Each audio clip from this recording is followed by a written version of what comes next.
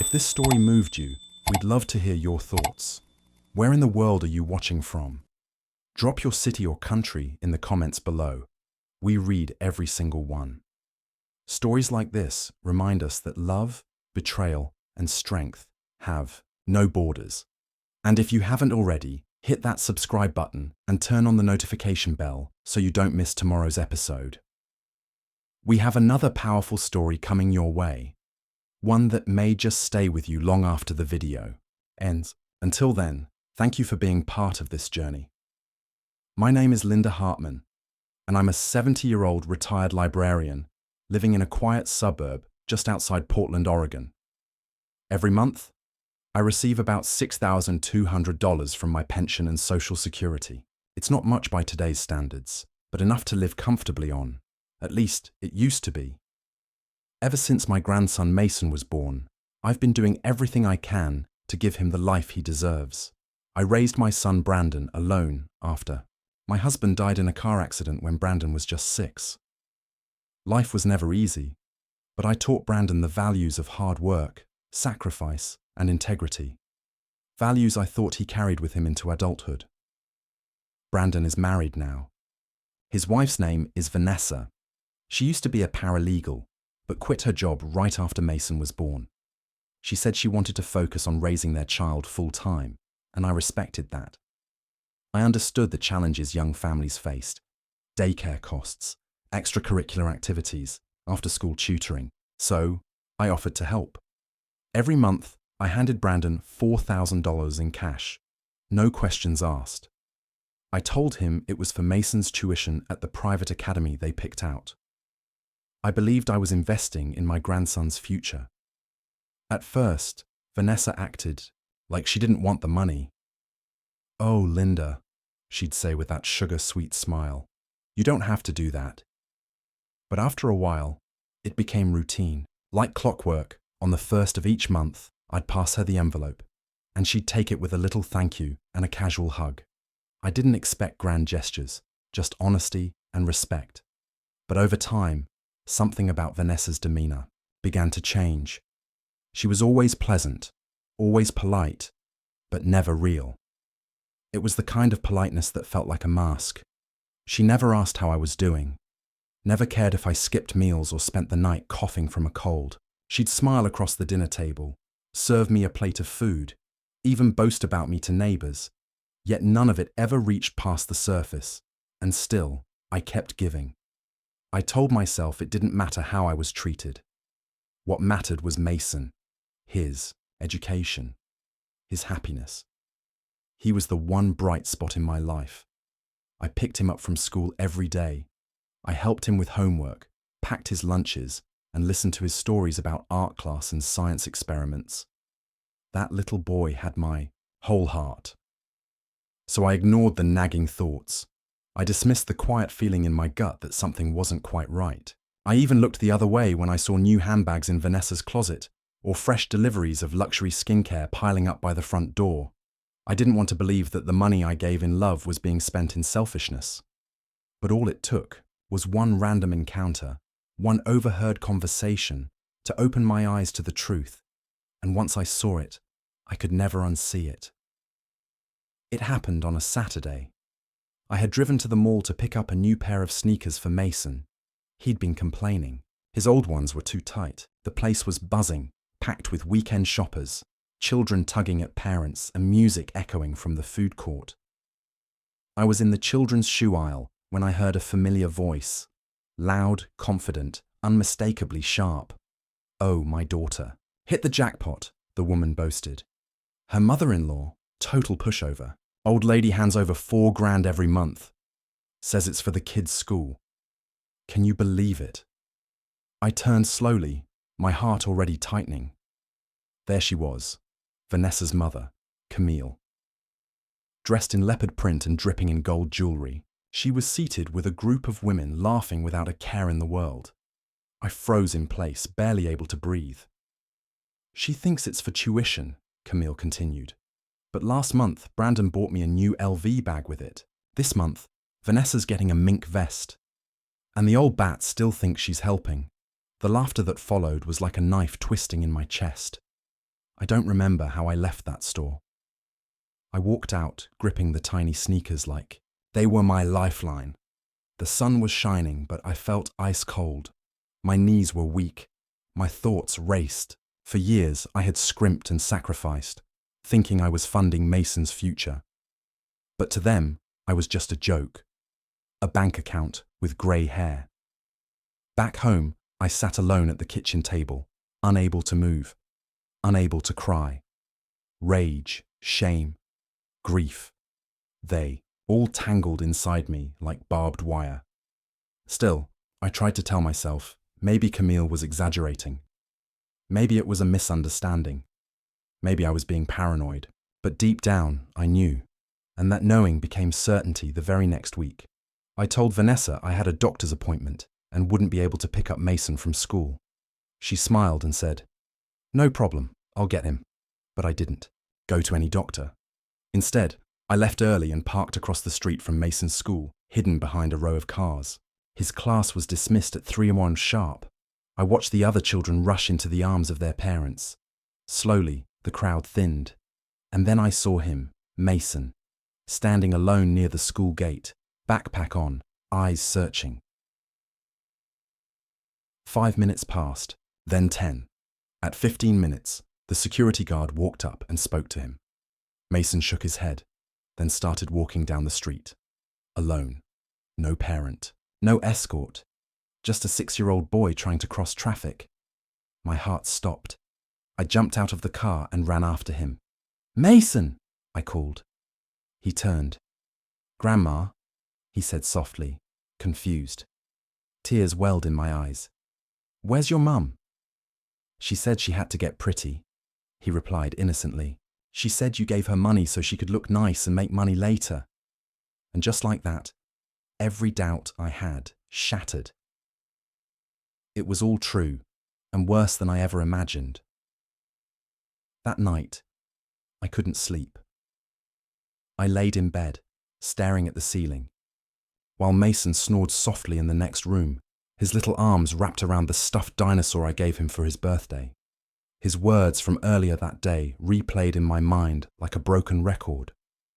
"She said you gave her money so she could look nice and make money later." My chest tightened with a mix of sorrow and fury. I had raised Brandon better than this. I had believed Vanessa, even when my instincts screamed otherwise. But now, I wasn't just angry. I was resolved. I had to be smart, not loud, not dramatic. Just methodical. So I smiled at breakfast the next morning. I packed Mason's lunch and offered to do the dishes after dinner. I said nothing, but inside, I was building my own case, brick by brick. The first person I called was Doris, my closest friend and a retired county judge, sharp as ever and discreet to a fault. I told her everything in a hushed voice over coffee on her back. "Patio," she didn't blink. "We're going to get you some proof," she said calmly. "And then we're going to make sure they never see a single dollar again." With Doris's help, we created a plan. I started photographing every luxury package that arrived at the house. Vanessa's gym receipts. The personal trainer's name, Connor, 29, obnoxiously charming. I noted each afternoon Vanessa left the house with her hair styled and full makeup, claiming to be running errands. I checked her social media. Most of it was private, but a few posts had slipped through. Pictures tagged at high-end spas. A champagne glass beside a hot tub. Always alone. Brandon wasn't in any of them. Meanwhile, I visited Mason's school and quietly requested his pickup logs. The receptionist, a kind young woman named Danielle, handed me a file with a concerned look. "Honestly, Ms. Hartman, it's usually you picking him up. Sometimes he's listed as released on his own. We weren't sure if it was authorized. It wasn't." And I knew it. I printed out bank statements, proof of every monthly transfer to Vanessa's account. I noted the exact dates and cross-referenced them with her luxury purchases. I borrowed Doris's mini recorder and slid it into my pocket during casual conversations. I caught Vanessa laughing on the phone with a friend saying, "My mother-in-law's so old school, she still thinks I'm using that money for tuition." It all added up. Day by day, the evidence piled higher. But I stayed quiet, still cooked dinner, still said good morning. I even offered Vanessa a facial mask set one night, just to keep her guard down. Because when the moment came to strike, I wanted to hit them with every truth they thought they'd buried. And I wouldn't need to raise my voice. The truth, after all, speaks louder than any scream. Tyler's 7th birthday was the stage, and I had planned every detail like it was a courtroom cross-examination. I wanted it to look like any other family celebration. The living room was filled with balloons. A small cake sat on the counter, decorated with dinosaur sprinkles. I wore an apron, humming softly as I prepared roast chicken and cornbread, pretending nothing had changed. But inside, I was calm, sharp, focused. Doris arrived early with her camera in hand. She'd offered to take photos for memories, but we both knew the lens would be pointed toward more than just smiling faces. At 11 a.m., Megan, my attorney, slipped in quietly with a wrapped gift under her arm. She looked every bit the casual family friend, but I could see her eyes scanning the room like a hawk. Then came Vanessa. She waltzed in with a smug grin and a flashy gold necklace I hadn't seen before. Her mother, Camille, followed close behind, dragging her high heels across my hardwood floor like she owned the place. Brandon trailed behind, tired as ever, eyes heavy with something he still couldn't name. "Happy birthday to our little prince." Camille cooed loudly as she kissed Mason's forehead. "What a lucky boy you are." Lucky. I bit the inside of my cheek to keep from laughing. We gathered around the table. I poured lemonade. Vanessa bragged about some new luxury skin serum she'd been trying. Camille made passive-aggressive comments about how some people should loosen up and enjoy life more. I smiled politely, nodded, listened. Then, when the cake was cut and the room quieted just enough, I stood up. "I have a small gift for the adults," I said, my voice light. They all looked at me, confused. I placed a folder on the table. One by one, I began laying out copies of the bank transfers, $4,000, month after month, from my account into Vanessa's. Then came receipts, spa packages, gym memberships, boutique clothing, expensive wine tastings. Camille squinted. Vanessa stiffened. I spoke clearly, without raising my voice. I was told this money was going toward Mason's education. But I think we all know that's not what's been happening. Vanessa forced a laugh. "Oh, come on, Linda. You're overreacting. Every family has expenses." I interrupted her by placing a photo on the table. Her, cozy with the young trainer, hand resting a little too comfortably on his arm. Her face drained of color. "Still part of the tuition plan?" I asked calmly. Silence fell like a curtain. Doris turned on the camera and began recording. Megan pulled out a small notepad. I clicked play on a recorder in my pocket. Vanessa's voice filled the room, smug and careless. "She still thinks I'm using that money for school. God, old people are so easy." Brandon's head dropped. He didn't speak, didn't blink. Finally, he looked at her. "I want a divorce," he said, his voice shaking but firm. Vanessa screamed. Camille cursed. The scene erupted. But I stood there, unshaken, unbroken, because the truth was finally loud enough for everyone to hear. After that day, nothing was the same. The moment Brandon said, "I want a divorce," the air in the room changed.